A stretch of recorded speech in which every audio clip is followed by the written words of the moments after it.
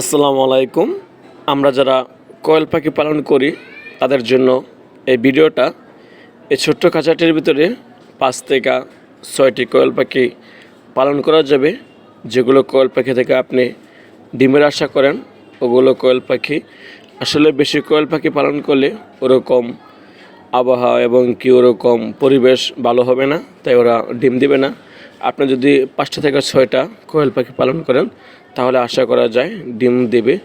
দেখেন আমি এখন এগুলোর ভিতরে নিচে দিয়েছি, যে একটা টরে দিয়েছি, টরের ভিতরে আসতে যায় আপনার ভালু আছে এবং মাটি আছে এবং অনেক আদারের চুলকা বাজিকর পাখির এগুলো আছে, কারণ এগুলো অনেক হাঁচড়াহাঁচি করে এবং অনেক করে এগুলোর ভিতরে।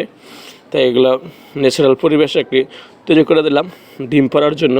আসলে আমি চেতেছি যে ওদের থেকে ডিম পারলে অনেক ভালো হবে এবং আরও কোয়েল পাখি আনবো ইনশাল্লাহ।